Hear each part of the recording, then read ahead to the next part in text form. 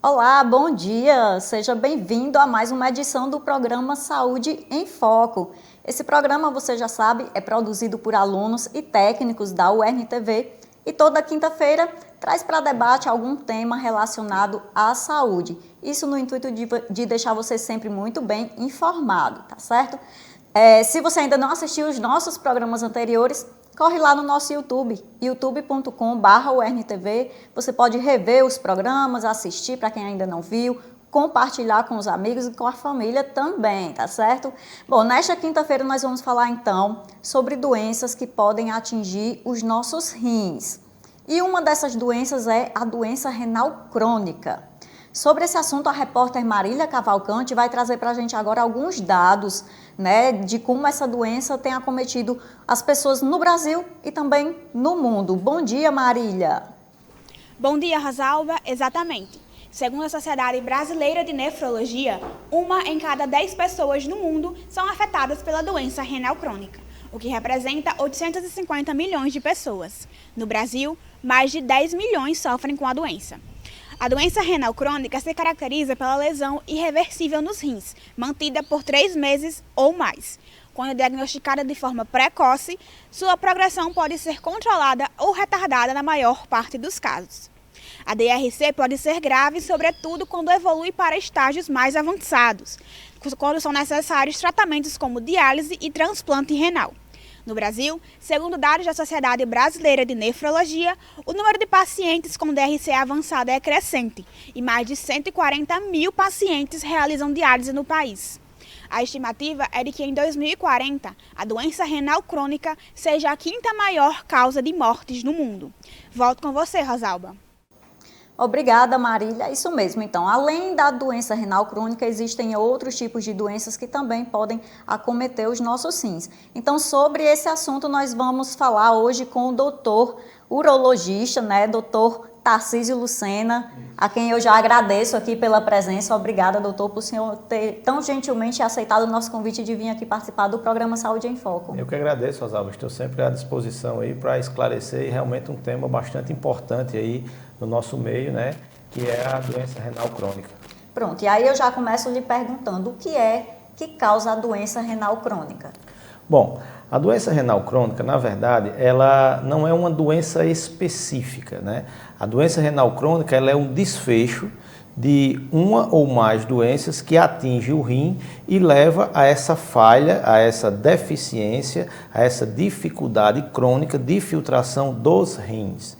Então, existem várias doenças que podem levar a isso. No Brasil, muito importante é o diabetes, a hipertensão arterial não controlada, os cálculos renais também podem acometer os rins de forma bilateral e levar a esse processo de falha crônica dos rins na sua função de manter a questão da filtração renal, e aí a gente enquadra o paciente como doente renal crônico. Essa doença renal crônica ela tem alguns estágios, e no estágio terminal é quando o paciente realmente ele vai precisar fazer o que a gente chama de terapia renal substitutiva, ou popularmente conhecido como hemodiálise. Existem sintomas que o paciente ele pode perceber e de repente ligar um sinal de alerta que aquilo pode ser um problema relacionado ao rim e que venha a se tornar uma doença renal? Isso. Quando você tem um acometimento de dos rins por alguma doença, né, como eu disse, seja ela diabetes, seja ela hipertensão, seja alguma doença autoimune como lúpus, alguma vasculite, a insuficiência cardíaca, os cálculos renais, né, que podem levar a isso aí, existe um conjunto de sintomas. Na verdade, o paciente começa a notar um dos principais sintomas, o inchaço, o edema, né, que pode ser nos pés, nas pernas, mas dependendo do nível dessa doença, pode acometer o corpo inteiro, né? Às vezes dificuldade de respirar, muitas vezes ele pode ter anemia crônica, porque o rim, ele, além da filtração do sangue, ele tem uma função de produção de uma substância que induz a medula óssea a produzir o sangue. Então são pacientes que têm anemia crônica, tá certo? É a diminuição do volume urinário, a pele seca. Então tudo isso podem ser sintomas de uma doença renal crônica ali em desenvolvimento ou em estágio já avançado. E feito o diagnóstico, se esse diagnóstico for feito cedo, como se dá o tratamento? O tratamento da doença renal crônica, ele tem que ter por base o tratamento da doença de base, né? Então, se você tem um diabetes descontrolado, que está levando a uma agressão renal, a um prejuízo renal, a primeira coisa é controlar o diabetes.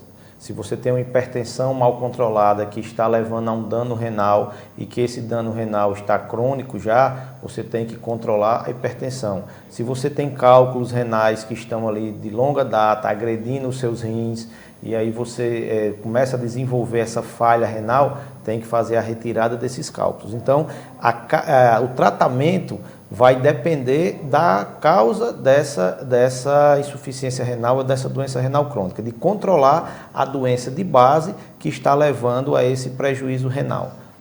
Em casos mais graves, será necessário o transplante do rim, mas isso quando o caso já está bem avançado. Hoje em dia, os pacientes eles conseguem diagnosticar logo cedo, percebem logo isso ou infelizmente já chegam muito tardios no consultório? Olha, mesmo com os métodos hoje mais modernos, né, com os exames mais modernos, realmente ainda existe uma dificuldade dos pacientes, né? Aí a gente teria até que dividir os pacientes, né, naqueles pacientes que têm acesso a uma rede privada, daqueles que só têm acesso à rede pública. Infelizmente, a gente sabe que os pacientes que têm um melhor acesso, que conseguem pagar um plano de saúde, né, eles têm a possibilidade de fazer esse diagnóstico e os tratamentos de uma forma mais rápida e mais eficaz. Infelizmente, ainda, né, a grande realidade nossa aqui no Brasil é que uma grande parte desses pacientes ainda tem muita dificuldade de acesso e muitas vezes já chegam ao consultório em estágios, né, quando a gente chama de doença renal crônica terminal, né, já muitas vezes com necessidade de fazer hemodiálise, já com necessidade de fazer procedimentos mais,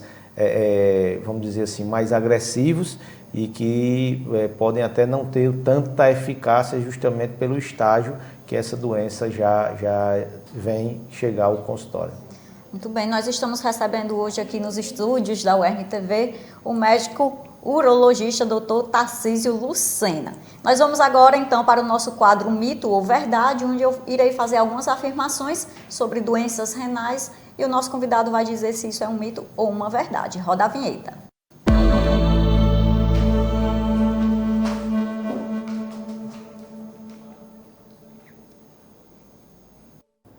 Bom, vamos lá, a nossa primeira afirmação, doutor Tarcísio, é o seguinte: cerveja ajuda a evitar a formação de pedra no rim? Um mito, viu? Cervejeiros de plantão, isso é um mito. Na verdade, a cerveja, apesar do volume, no momento em que você está consumindo, né, você urinar várias vezes, existir aquele aumento do volume sanguíneo por causa da alta ingesta, né, de cerveja. Na verdade, a cerveja é uma bebida alcoólica, né, então tem o álcool. Então, no pós-bebida, isso promove uma desidratação, inclusive é um dos motivos da ressaca, daquela dor de cabeça, é a desidratação. Além disso, a cerveja é rica em sais, em açúcares, então isso tudo pode, inclusive, promover a formação, favorecer a formação de cálculos renais. Então, definitivamente, tratamento ou prevenção de cálculo renal não é com cerveja. Por favor, minha gente. Vamos a mais uma afirmação. Pacientes renais crônicos podem ingerir água à vontade. Verdade. Na verdade, aí assim, é uma verdade, mas tem que ser uma verdade, vamos dizer assim, acompanhada, porque depende do nível de insuficiência renal crônica. Se você é um paciente renal crônico não dialítico, ou seja, você tem uma doença renal crônica, mas ela é um estágio inicial, você é um paciente que não está necessitando realizar hemodiálise, então esse consumo de água pode ser feito de uma forma adequada. Já se você é um paciente renal crônico dialítico, né, aquele que precisa se submeter a sessões de hemodiálise, geralmente 3 vezes por semana, então você tem que ter cuidado com essa ingesta de líquido. Por quê? Porque se os seus rins não estão funcionando e você de repente ingere muito líquido, você pode ter problemas relacionados a edema nos pulmões, tá certo? E outros tipos de problema. Então, vamos dizer que isso seja uma verdade dependendo do caso. Muito bem explicado. Vamos aqui a mais uma afirmação. A cor da urina pode indicar problemas renais. Verdade. Vamos lá. Verdade.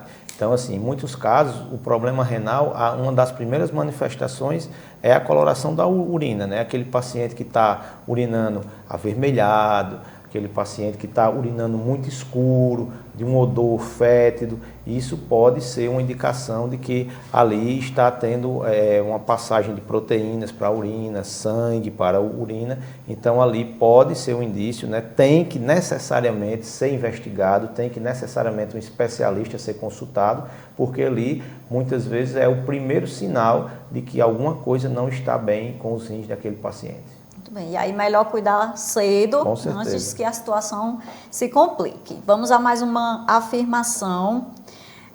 Chá de quebra-pedra ajuda a quebrar pedras já existentes nos rins. Um mito, eita.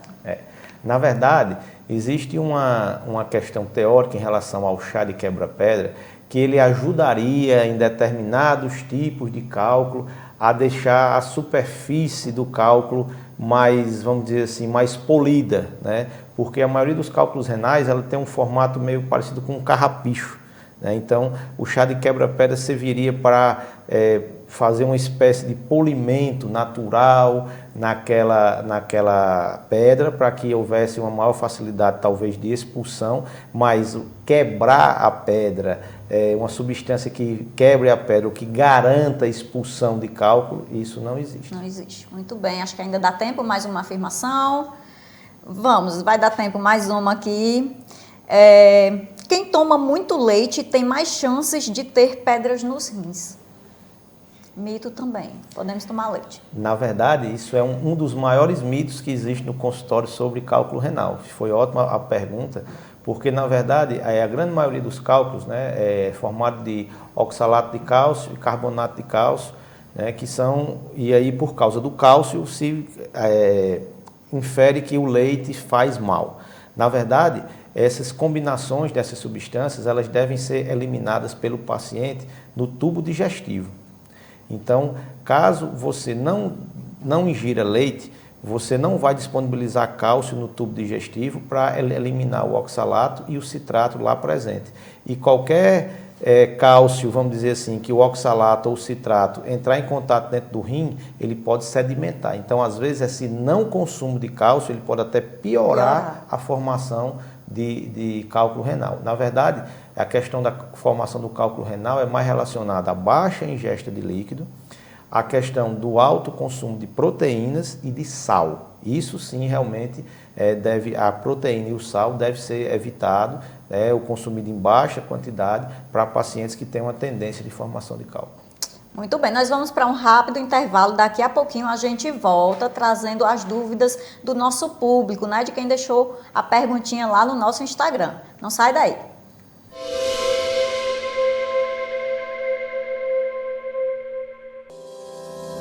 Educação, ciência, saúde, sociedade e muito mais informação para você. Os assuntos mais comentados da semana você acompanha no UERN-TV Notícias. Toda quarta-feira, às 11h30 da manhã, no canal 23.1 e também no YouTube da UERN-TV. Tem músicas que eu escuto e eu me arrepio, eu me emociono, traz um sentimento diferente. Buscando boa música? Bora lá! É só entrar no embalo desse Brasil de muitos ritmos, de várias vozes, de todos os cantos e recantos do nosso país. Você vai ficar com o ombrinho balançando, com a cabecinha balançando e curtindo o som.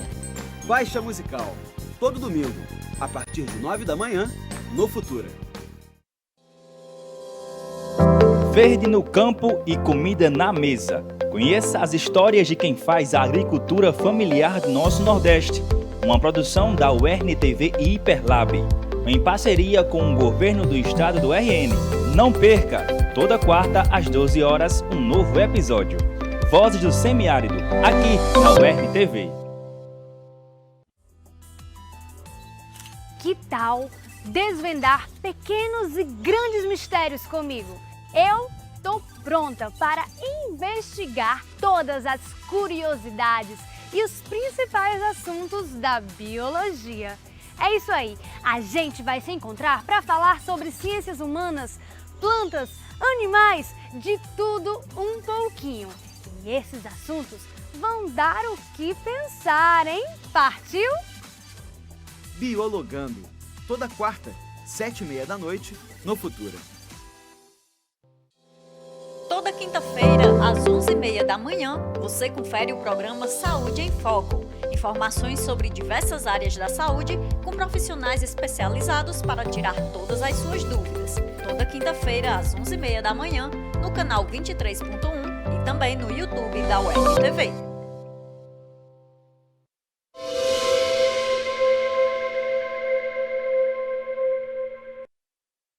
Já estamos de volta com o nosso programa Saúde em Foco desta quinta-feira, hoje falando sobre doenças que podem acometer os nossos rins e por isso estamos contando com a presença aqui do médico urologista Dr. Tarcísio Lucena. E agora nós vamos então saber quais são as dúvidas do nosso público sobre esse tema. É o quadro Quero Saber.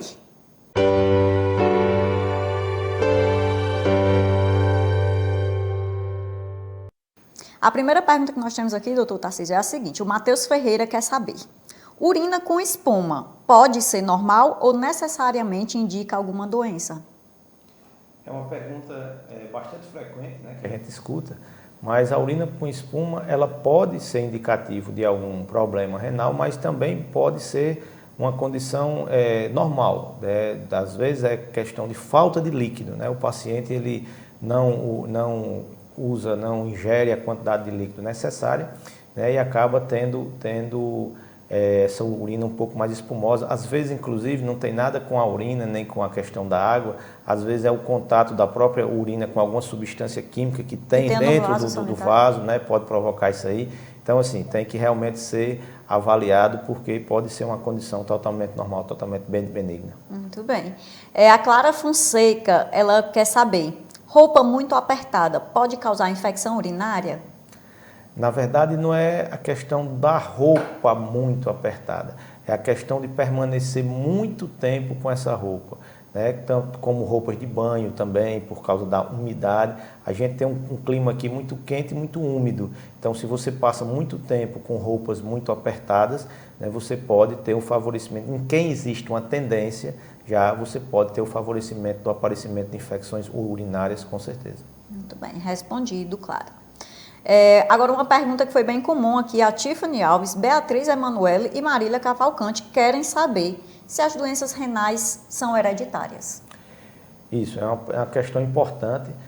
Existem alguns tipos de doença renal crônica, que levam à doença renal crônica, que eles têm um caráter hereditário, né? É comum nesse tipo de doença você ter o pai, e o filho, o tio, o avô que tem esse problema. É por isso que quando você tem um paciente com doença renal crônica, é muito importante definir a causa dessa doença renal, porque existem algumas doenças renais que são intrínsecas do paciente e existem algumas que necessitam, quando tem o diagnóstico, você fazer uma investigação familiar para ver se existem mais pessoas daquela família que têm a propensão de evoluir com a doença renal crônica terminal e entrar em hemodiálise. Ok. Azulene Mendes e também a Gorete Coelho querem saber. Quem toma pouca água terá problemas renais? Pode ocasionar cálculo renal? Bom, essa pergunta dela terá, né, taxativamente assim, a gente evita em medicina, porque como a gente sempre diz, não existe em medicina essa matemática. O que a gente sabe é que a água é um elemento fundamental para o bom funcionamento dos rins. Então, se você toma pouca água, você é uma pessoa que tem uma chance maior de desenvolver um problema renal, inclusive cálculo, que é um dos problemas que acomete o rim.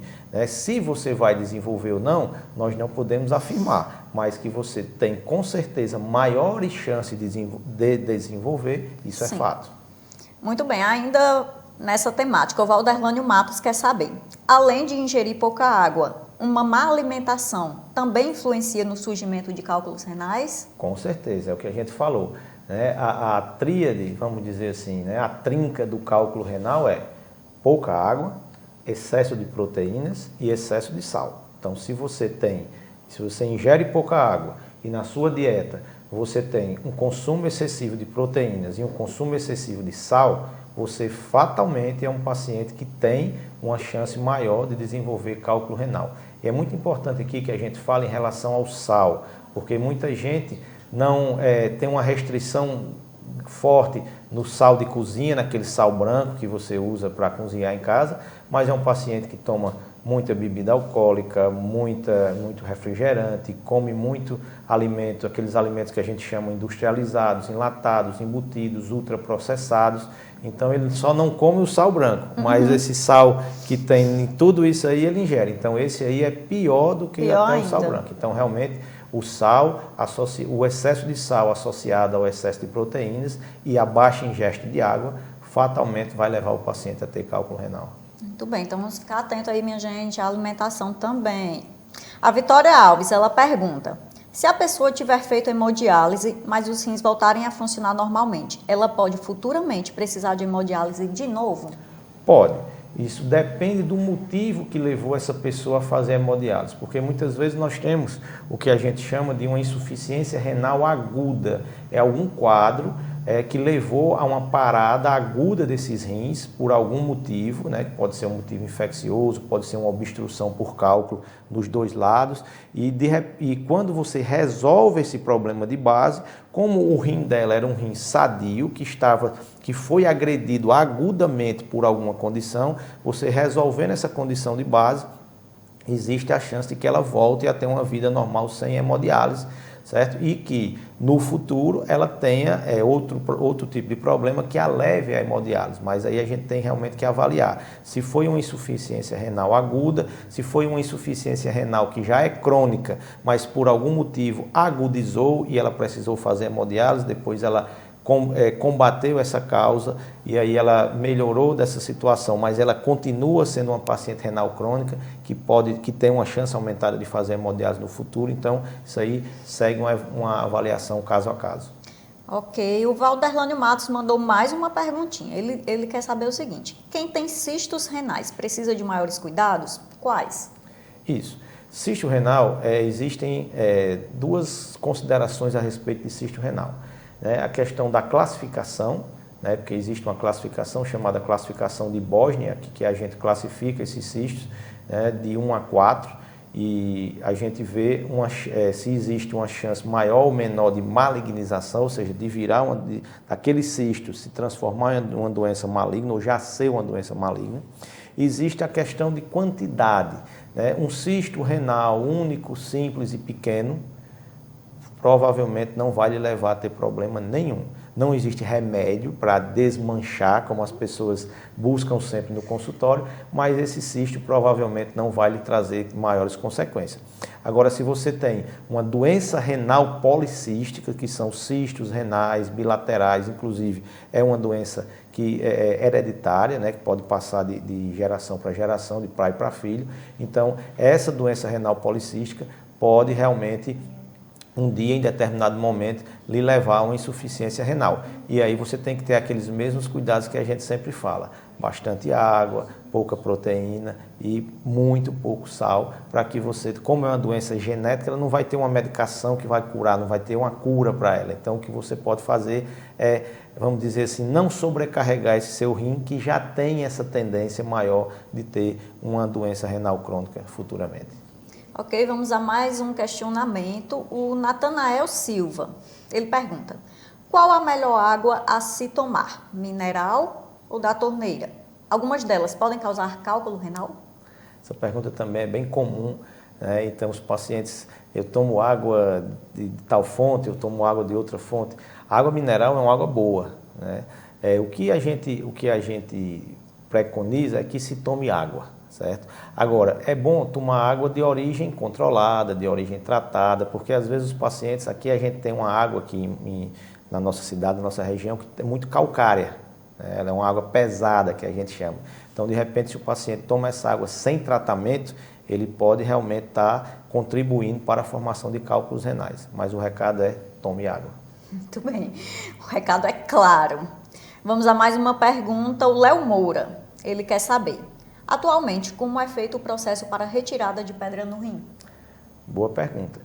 Atualmente existem vários tipos de cirurgias para cálculos renais.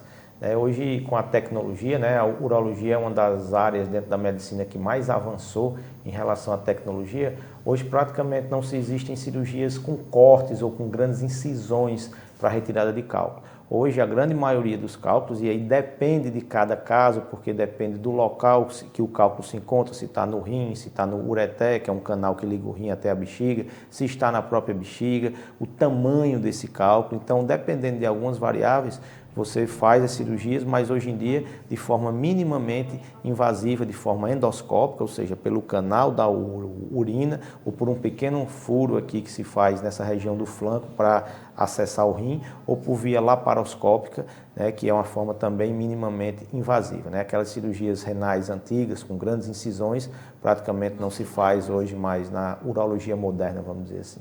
Muito bem. Temos ainda 2 minutos, dá tempo mais uma pergunta. O Fábio Maia quer saber, antibióticos e anti-inflamatórios podem prejudicar os rins?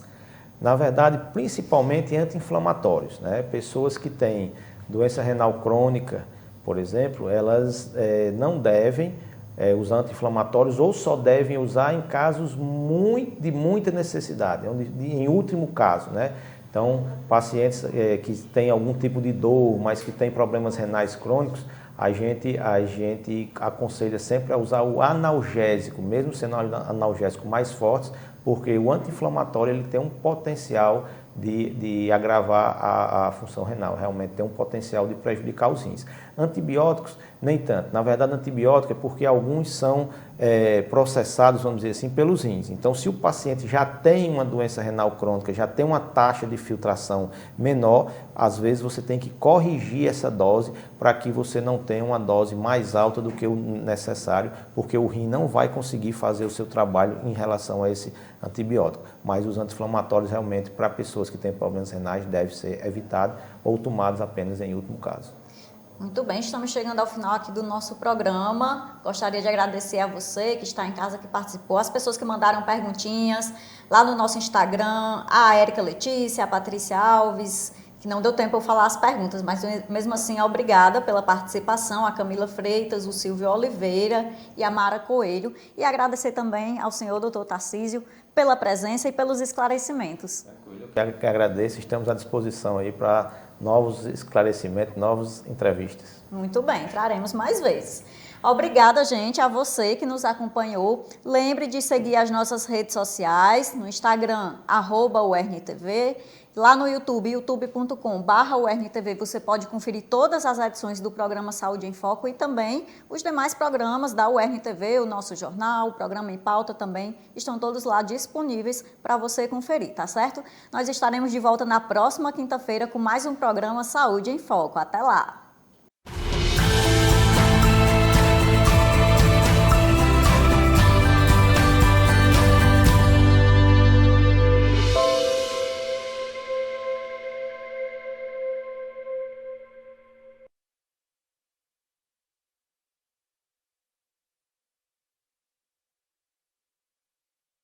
Nos acompanhe pelo youtube.com/UERNTV.